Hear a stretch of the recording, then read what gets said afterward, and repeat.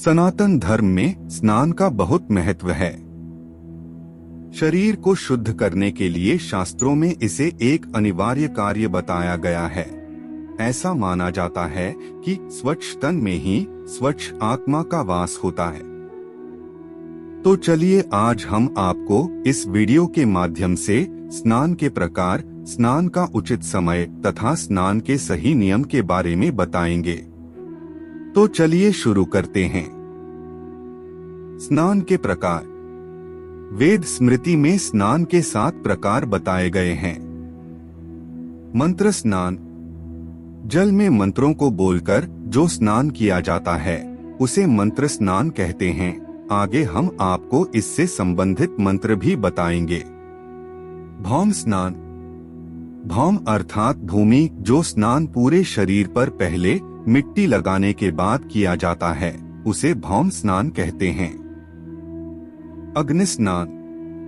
हवन के पश्चात जो राख तैयार होती है उस बची हुई राख को शरीर पर लगाकर स्नान करने को अग्नि स्नान कहा जाता है।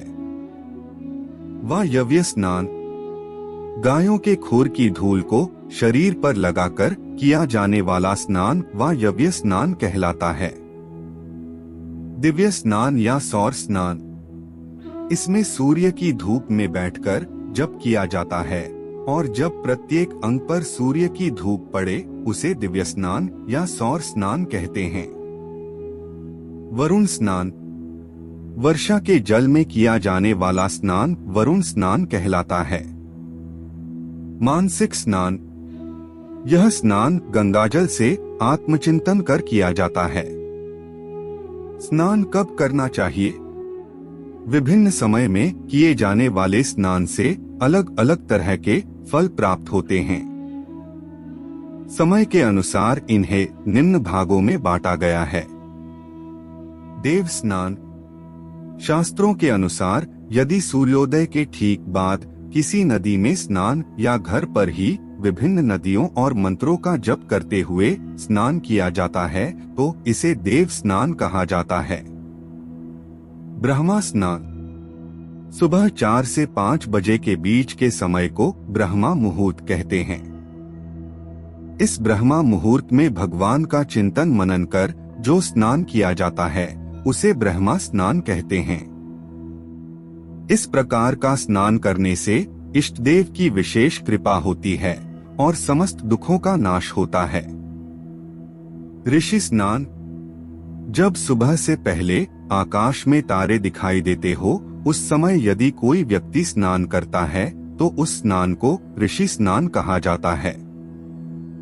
ऐसा स्नान जो सूर्योदय से पहले किया जाता है उसे मानव स्नान भी कहा जाता है और शास्त्रों में सूर्योदय से पूर्व किए जाने वाले स्नान को ही सर्वश्रेष्ठ माना गया है।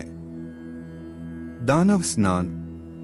अधिकांश लोग सूर्योदय के बाद चाय, नाश्ता और खाना आदि खा पी लेने के बाद स्नान करते हैं। ऐसे स्नान को दानव स्नान कहा जाता है। हमें इस समय स्नान नहीं करना चाहिए और स्नान से पूर्व खाना नहीं खाना चाहिए। शास्त्रों के अनुसार इस बात का विशेष ध्यान रखना चाहिए कि हमें कभी भी रात में या सूर्यास्त के बाद नहाना नहीं चाहिए। यदि सूर्य ग्रहण या चंद्र ग्रहण का दिन हो तो उस स्थिति में रात के समय स्नान किया जा सकता है। स्नान के नियम। स्नान करने से पहले जल में कुछ न कुछ चीजें जरूर मिलानी चाहिए, जैसे इत्र की कुछ बूंदे, आधी कटोरी दूध, चुटकी भर हल्दी, कुछ बूंदे गुलाब जल, चुटकी भर सेंधा नमक, पवित्र नदियों के जल की कुछ बूंदे। स्नान के समय मुख उत्तर या पूर्व की दिशा में रखें। खड़े होकर स्नान कभी न करें। पटे पर, सुखासन पर बैठकर या कोई परेशानी हो तो कुर्सी या स्टूल पर बैठकर स्नान करें। स्नान करते समय इस मंत्र का जाप करना चाहिए। गंगे च यमुने चैव गोदावरी सरस्वती नर्मदे सिंधु कावेरी जलेस्मिन् सन्निधि कुरु। अर्थात हे गंगा, यमुना, गोदावरी, सरस्वती, नर्मदा, सिंधु, कावेरी नदियों, मेरे स्नान करने के इस जल में आप सभी पधारिए। स्नान करते समय गंगा जी का नाम लेकर उनका ध्यान अवश्य करना चाहिए। गंगा जी ने कहा है कि जो मेरा ध्यान कर स्मरण करेगा मैं वहां अवश्य उपस्थित हो जाऊंगी। इस प्रकार घर बैठे ही तीर्थ स्नान का फल प्राप्त हो जाता है। कभी भी सीधे ठंडा पानी सिर पर न डालें। नीचे से ऊपर की ओर अर्थात पहले पैर में, फिर पिंडलियों पर, जांघों पर, कमर पर, कंधों पर, अंत में सिर पर पानी डालना चाहिए। स्नान के लिए आप जिस पात्र में जल ले रहे हैं उसमें अपनी तर्जनी से त्रिभुज की आकृति बनाकर उस त्रिभुज के बीचों बीच ह्रीं या ओम लिखें। इसका 3 बार उच्चारण करें, फिर उस जल से स्नान करें। निर्वस्त्र होकर कभी भी स्नान नहीं करना चाहिए।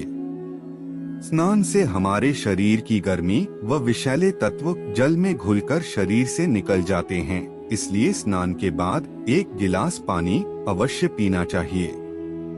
तो मित्रों, यह थी स्नान से जुड़ी कुछ आवश्यक जानकारी। आशा है आपको जरूर पसंद आई होगी।